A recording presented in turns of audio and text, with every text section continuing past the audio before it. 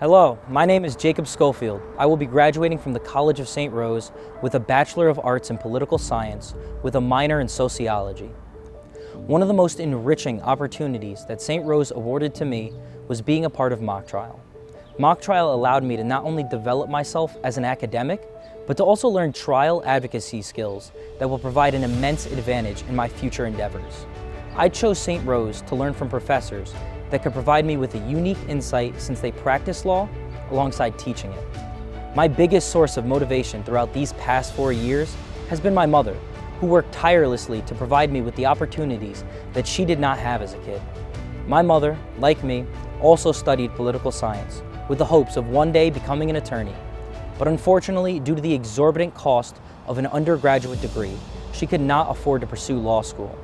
She was foundational in my legal interest, and I could not have done any of this without her. Words cannot describe the thanks I have for the scholarship support that I received from St. Rose.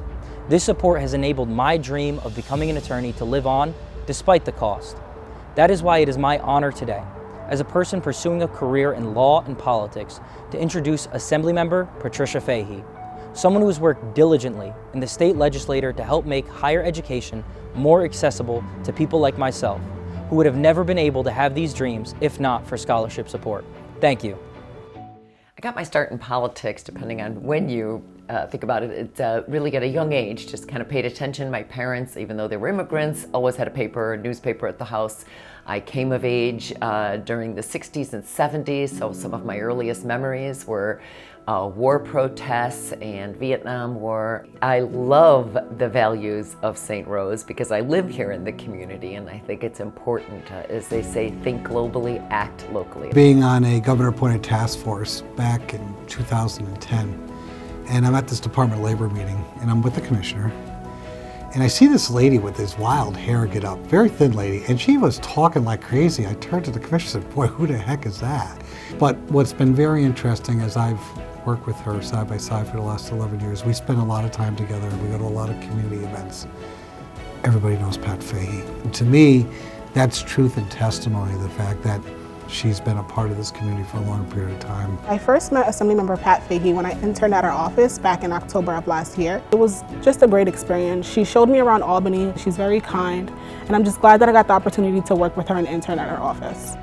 The more I'm here, the more fond I am that it is such a walkable community. Pine Hills is such a walkable community and bikeable community. So a number of years ago, I began to push safer walkable and bikeable communities, including supporting and helping to get some funds for the bike lanes, including those that we have along Madison Avenue right here at St. Rose. Pat was instrumental. She embraced the project, and eventually it turned into the beautiful design that we have today, which includes bike lanes to allow people to much more safely ride bicycles. But she's also willing to say, wait a minute, how do we actually go from advocating something to making it something that's going to work? And I think that's something that I've learned as a valuable lesson by working with Pat over these years. How do we make it work? How do we get it done? I would describe her as being dedicated. No matter the challenges she may face professionally or personally, she always puts her best foot forward and does what she can for the community as well as everyone else. And nobody else I know can accomplish as many things in one day as Pat Fahy can. I'm truly humbled by the award, and especially seeing who the awardees are, and anytime I'm in the company of Marcia White, I'm going to be grateful. So I'm very humbled, but also very honored. She doesn't wake up every day hoping she's going to be recognized by some group or entity. She wants to go out there and just do the work. She will be humble, she will be modest, and she's probably going to, when you start giving her the award, start talking about how we need to work on this or work on that. She's moving on to the next thing. So we say to young people all the time, reach for the stars, reach for the stars. And that's what you're here for, right? You're here to dream, achieve, and absolutely work hard. But I always say, reach with one hand. Reach with one hand as you are grasping at those stars. Keep the other hand free to drag somebody else along or pull somebody else along. So I think St. Rose really teaches that and embeds that, and I think we all need to do that. Whatever we do in the end, it is about reaching out, it is about thinking of the next person.